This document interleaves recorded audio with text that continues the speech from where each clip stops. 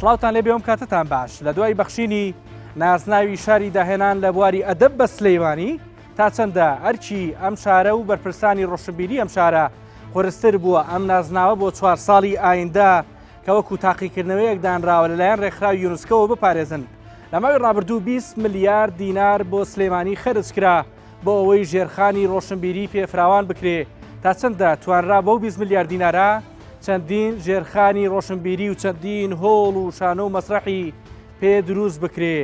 بە شێوەیەکی پیشەیی و مەیدانیانە ئەمانەوێت لەو 20 ملیار دینارە بکۆڵینەوە. لە ماوەی ڕابردوو بە شێوەی هەواڵی قسە و باسی زۆر لەسەر کرا. ئایا گەیشتووە بەکوێ تا چەندە چاودێری دارایی و دەستەی دەستپاکی لە هەرێمی کوردستان لێکۆڵینەوەی وردیان لەو بڕاپارەیە کردووە. لەسەر ئەم پرسە گرنگە لە بنکۆڵی ئەم جارەدا لەگەڵمان بن.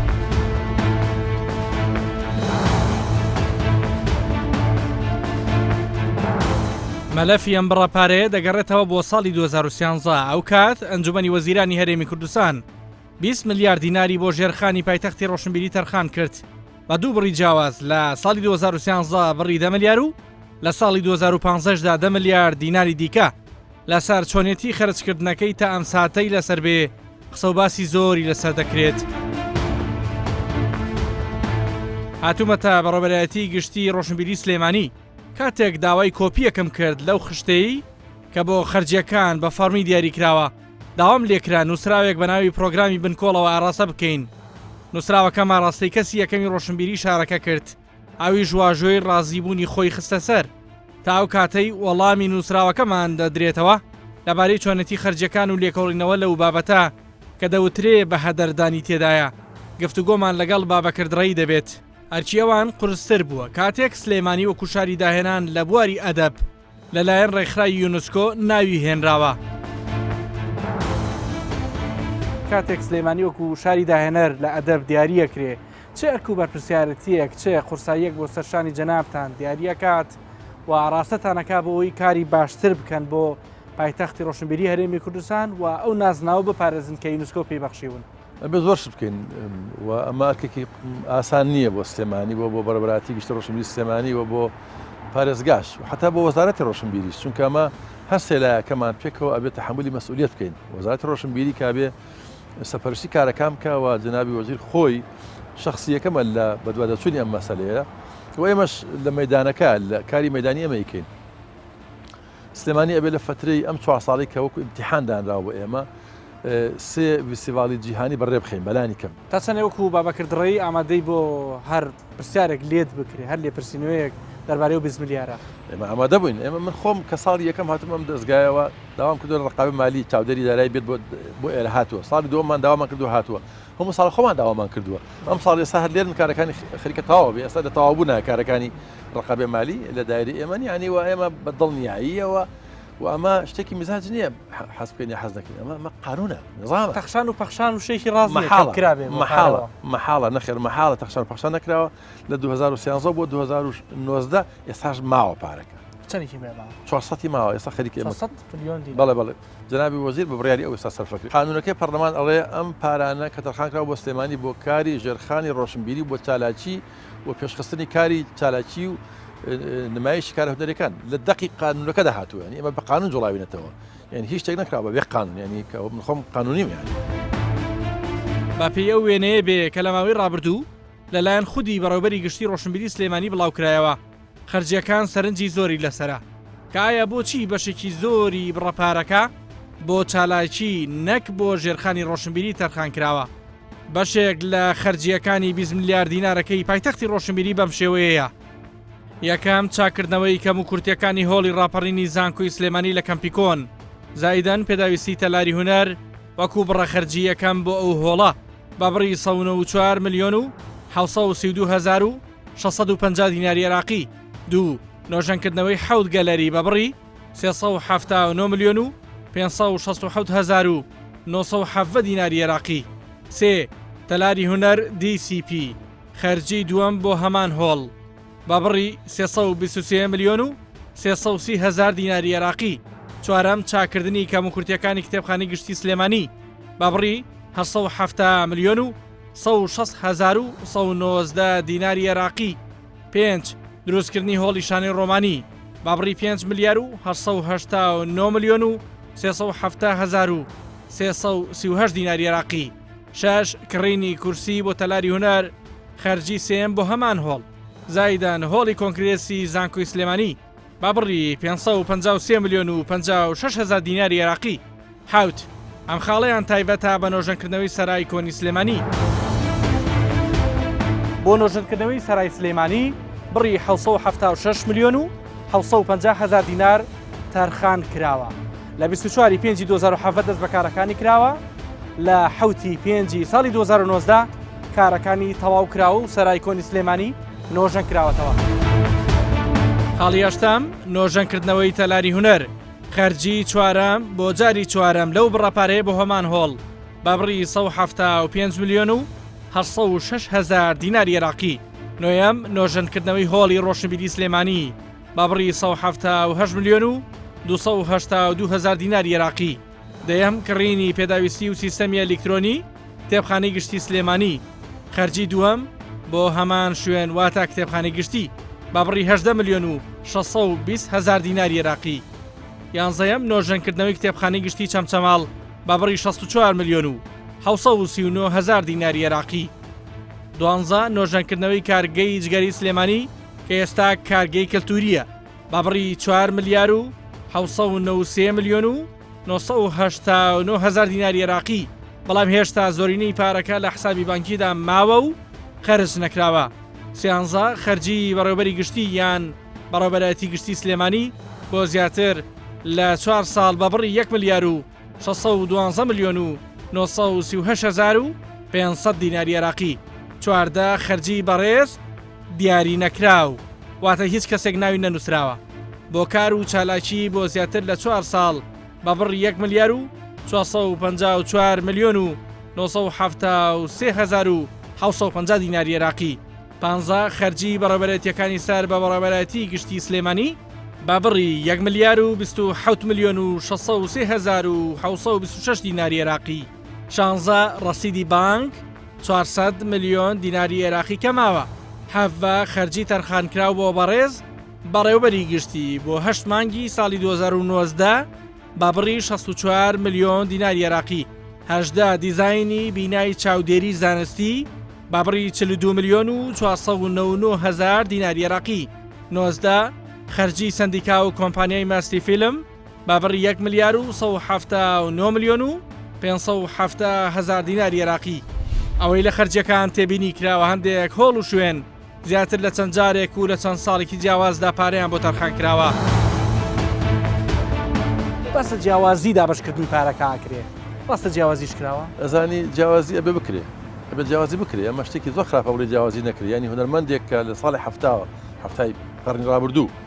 تا ئێستا بەردەوامە لە کارکردنیە و ناوێکە و ژمارەیەکە و ڕقەمێک و فیگەرێکە داوا کاشان و گەرێ بکات بۆ نمونە لەم هۆڵی ڕۆشنبیری لێرە و 20 کە ستافی هەیە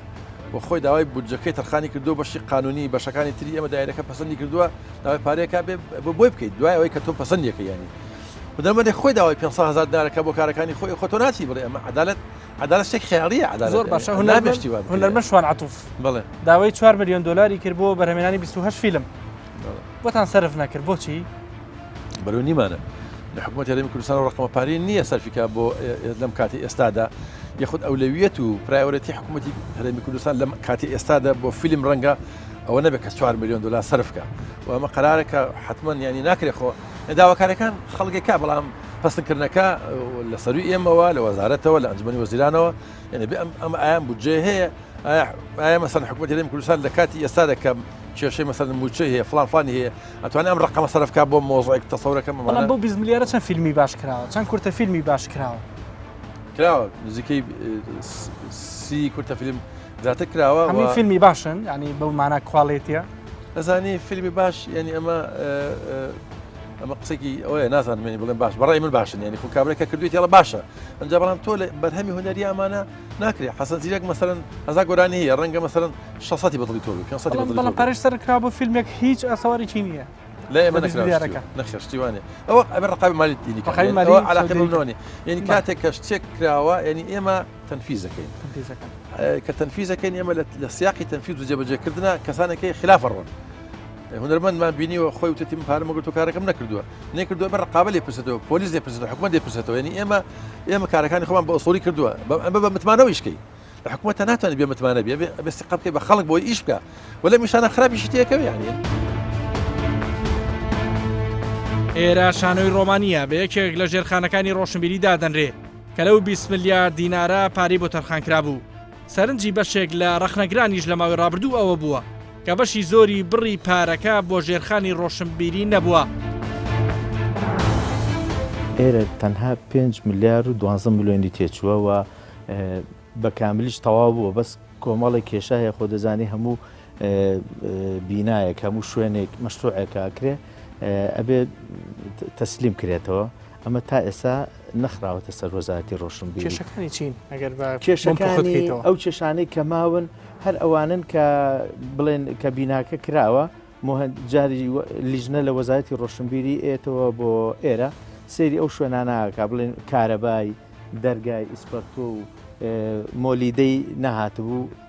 دوێنە و پێرە مۆلیدەیەکی گەوران هێناوە بۆ ئێرە کە ئەوە جێکێک لە کێشەکان بڵێن کە وەرنە ئەگیرایەوە ساتە ئیسلام نەکراوە وەری نەگرت و حکومەتی هەرێم ئەبوایە ساڵی 20 میلیارد دینار با بە شاری سلێمانی بەڵام ئافرم بە ڕۆبەرایەتی سلێمانی وەزارەتی ڕۆشنبیری ئەو 20 میلیارد دینارە 5 ساڵە 6 ساڵە هەرچی ئەم چالاکەی تۆ ئەیبینی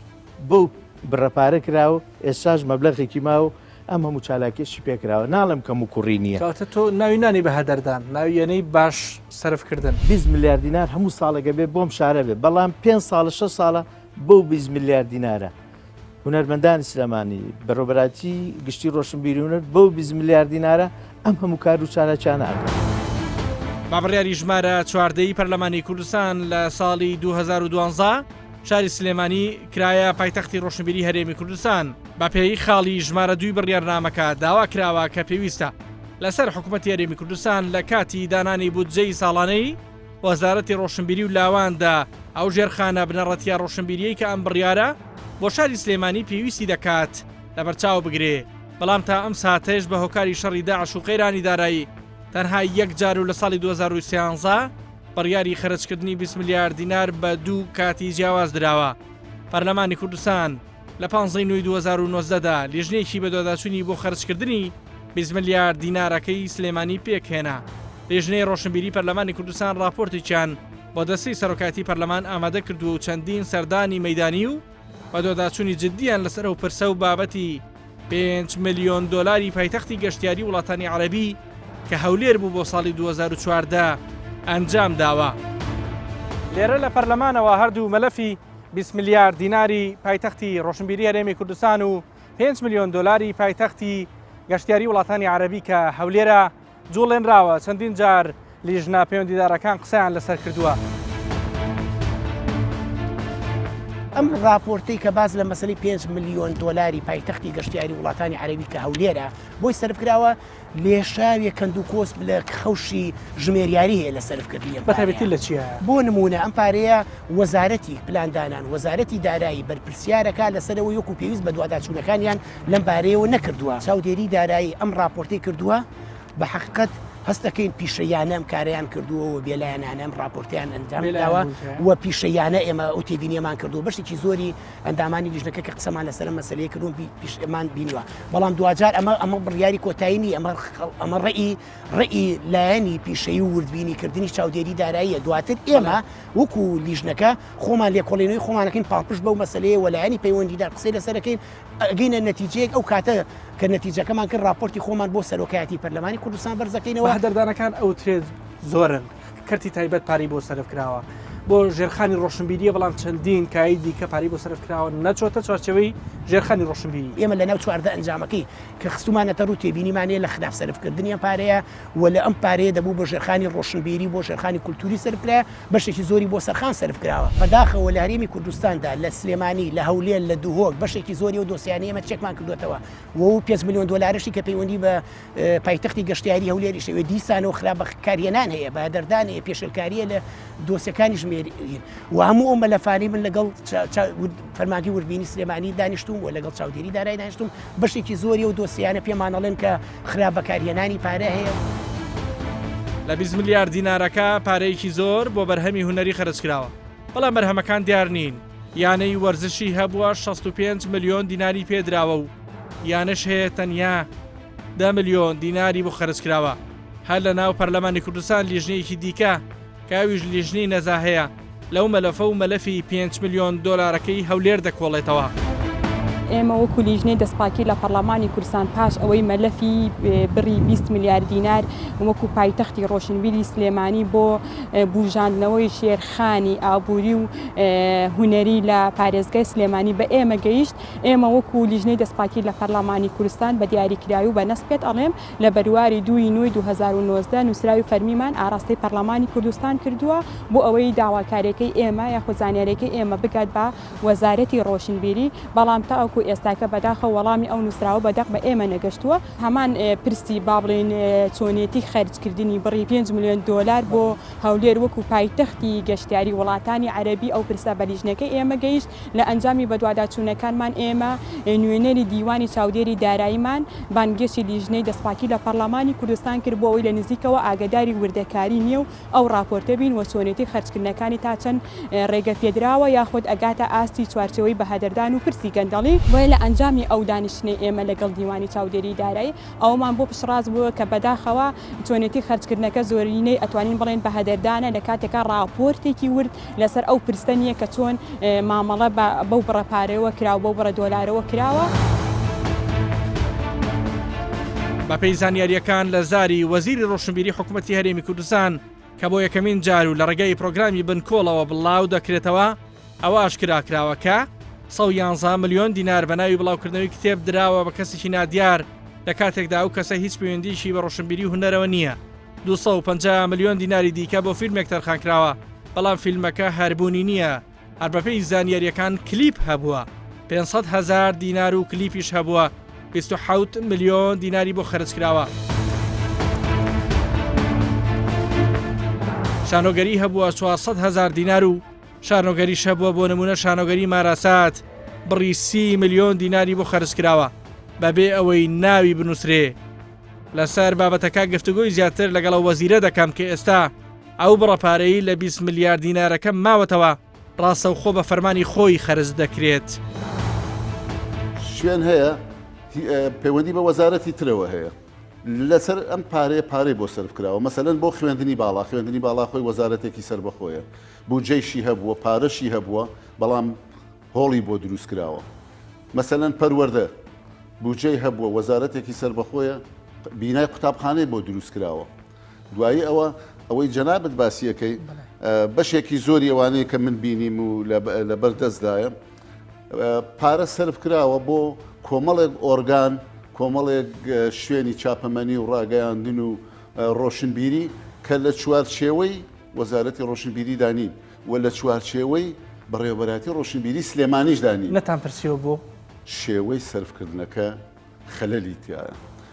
ئەوەیە کە جەنابەت باسیەکەی سێدەیەکیان بۆ گۆرانی بێژێک کردووە بە 15 میلیۆن بۆ یا 20 میلیۆن بۆ یەکێکی تر بە هەمان شێوە کراوە 3 میلیۆنی دراوەتێ یان هەندێک بە قسەی هەندێک لە ئەو کەسانەیە کە بەرپرس بوون خۆیان دەڵێن ئەڵێن پارەمان سەرف کردووە بۆ کۆمەڵێک کار و چالاکی ئەو کار و چالاکیان ئەنجام نەدراون من گوێم لێ بوو لە تەلەڤیزیۆن هەندێک لەو کەسانە باسیێوان کردە و پارەی کە وەرمان گرتووە کەم بۆ دەبوو پارەی ترمان بدەنێ لەبەرەوە کە کەم بوو سەرفمان نەکردووە 250 ملیۆن دینار بۆ فیلمێک تەرخان کراوە فیلمەکە وجودی نییە بەناوی خەڵک و شوێنەوە پارە تەرخان کراوە خەڵک و شوێنەکە ئاگیان لێی نییە کەواتە ئەمە کارە ساتێک نییە ئەمە بە هەدەردانێکی گەورە نییە سەبارەت بە فیلمەکە بوونی نییە ملیۆنێک و ملیارێک و 250 میلیۆن سەرف کراوە بۆ کۆمپانیایەک 250 میلیۆنی بە جیا سەرف کراوە بۆ بابەتێک 500 بۆ بابەتێکی تر سەرف کراوە 500 بۆ بابەتێکی تر سەرف کراوە ئەم ملیار و 250 ئەو ملیار و 251 میلیۆنە 751 میلیۆنی لەو پارەی ڕۆشنبیری ژێرخانی ڕۆشنبیریەیە ئەمە ڕەوایە بەڵێ ئەمە ڕەوایە قوربان من نازانم ڕەوایە بۆ کۆمپانیەکی کردی تایبەت من ناتوانمەوە بڵێمەوە دەسەی چاودێری و دارایی یان ئەو کەسانەی کە یەکلایی دەکەنەوە لە ڕێی قانون و یاساوە ئەوانە ئەتوانن ئەو بڕیارە بدەن من بۆ خۆم لێرە ناتوانم ێستا هیچ بڵێم مەبەستمەوەیە ملیار و 251 میلیۆنەکە 651 میلیۆنی لە پارەی ژێرخانی ڕۆشنبیری ڕۆشتووە 500 تریشی لە من حەی یان نەسریەی بەڕێوەبەرایەتی ڕۆشنبیری سلێمانی ڕۆشتووە ئەمە خەلەلە بەڕای من خەلەلە زۆر باشە من زانیارێکی دیکەم هەیە ڕۆژێک پێش دەست بەکاربوونی جەنابتان لە وەزارەتە لە وەزارەتی ڕۆشنبیری کۆمەڵک پارە سەرفەکرێ جەنابتان دواتر هەندێکی گەڕێننەوە بۆ ینی هەوڵ درراوە ڕۆژێک پێش دەست بەکاربوونی بەڕێزت ئەو پارانە بە هەر جۆرێک بۆ سەرف بکرێەوە لەنا وەزارەتەکە نامێنێتەوە دواتر جەنابەت هەوڵەیە تو بیگەڕێنیتەوە ئەوە چۆن بووە بەڵێ ئێمە ڕۆژی دەی حەوت سوێندی یاساییمان لە پەرلەمان خوارد ڕۆژی نۆی حەوت بڕێک پارە سەرف کرا بوو بە 2 بڕیار بڕیارێکیان من 100 میلیۆن بوو 100 میلیۆنەکەم هەڵوەشاندەوە ئێستا بڕی ئامادەبوو یان پارە یان ڕەسیدی ئەو 20 میلیارە 400 میلیۆن ماوە لە سلێمانی لە بانکدایە 400 میلیۆن بڵێ چەندێک بوو بۆ چێ سەرف کرا بوو وا تۆ هەڵت وەشاندەوە کاتە پێت باش نەبووە بڵێ بڕەکە نەعەدالەت بووە بۆ شوێنێک بۆ تەرخان کرابوو بۆ بەڕێوەبەرایەتی ڕۆشنبیری سلێمانی بۆ بەردەستی بەڕێوەبەرایەتی ڕۆشنبیری سلێمانی پێت باش نەبوو نا زۆر باشە کەواتە لێپرسینەوەتان چێ بێ وەکو وەزارەتی ڕۆشنبیری ئەرکتان چییە دوای ئەو هەموو ژماری باسمان کرد دوای ئەو هەموو جیاوازیە لە ژمارە لە نادیاری لە سەرفکردنی بڕاپارەکە ئەرکی وەزارەتی ڕۆشنبیری چیە بەڕاستی خەڵگە پرسێ بڵێ ئێمە چاوەڕێی لیژنەکانی چاودێری و دارایی و وردبینی دەکەین ئەوانە هاتوونەتە سەرخەت خەریکی ئیشوکاری خۆیانن ئەنجام و نەتیجەی ئەو 20 میلیارد دینارە لای ئەوان مەلەفی 20 میلیارد دینارەکەی پایتەختی ڕۆشنبیری هەرێمی کوردستان و 5 میلیۆن دۆلارەکەی هەولێر کە وەک پایتەختی گەشتیاری وڵاتانی عەرەبی بۆ ساڵی 2014 بووی تەرخانکرابوو دەبینە دەستەی دەستپاکی هەرێمی کوردستان سەرۆکی دەستە ڕاشکاوانە زانیاریەکانی خۆیان لەسەر هەردوو مەلەفەکە دەخاتە ڕوو پاژەوەی لێکۆڵەری مختصکە ویشەیە کرد پێشنیاری کردو کە ئەو بابەتە هەڵبژێت چکە ڕەگەڵێکی سزایی تێدانە ئەو لیژنێش جارش کە چوو وردبینی تێدا کردەوە هەمان بەڕیارە بوو کە ئیجرئاتەکان و ئەو ڕێشوێنانی کە دیوانی چاودێری داوای کردو ئەنجام درراوە و ئێستا بابەتەکە داخراوە و بڕیاری داخستنیش کە بڕیاری سەرۆکی دەستەیە بە 3 فلتەردادی دەپەڕێ پاشان هەرێک لە ئەندامی داواکاری گشتی و دادوەریش بۆیان هەیە بە دوواداچووری بە بکەنەوە کە فعلا ئەندامی داواکاری گشتیش لەسەر ئیمزا کردەوە ئێمە کۆی ئەو بابەتانەشمان بە راپۆرتێک حاضر کردووە لەو ڕۆژانە لەسەر داوای لیژنەی دەستپاچی بۆیان دەنێرین و پێشمانەوەتون جیا لەو بابەتانەی کە ئێمە ئیشمان لەسەر کردووە بە ڕێزێک بەڵگەیشکە هەیە لەسەر ئەو بابەتە و دەتوانین ئێمە جارش کە وردبین تێدا بکەین هەتاگە پێویست بوو لێکۆڵنەوەی لەسەر بکەینەوە ئەمان نییە بەڵام ئێمە کیسەی کە پەیوەست بوو بە 5 میلیۆن دلاری هەولێر وەکو پایتەختی گەشتیاری وڵاتانی عەرەبی ئەمە کردومەتەوە وەکو داوایەکی هەواڵدەری نەچۆتە قۆناغی سزایی چووکە وتم وەکو ئەو ئەنجامی ئەو ڕۆژوێنە بۆمان دەرکەوتووە کە هیچ توخبێکی سزایی تێدا نییە بەڵە باشە کاکەم دۆسێکی دیکە 20 میلیارد دینارەکەی پایتەختی ڕۆشنبیری لە پایتەخت هەرێمی کوردستانەوە بۆ ڕۆشنبیری ئەوترێت بە هەدەردانێکی زۆر هەیە خودی وەزیری ڕۆشنبیری لە بەرنامەیە باز لە بە هەدەردانەکات لەو بڕاپارەیە ئەو دۆسیە گەیشتوتە لای جەنابتان هیچتان تیا کردووە ئەو دۆسیە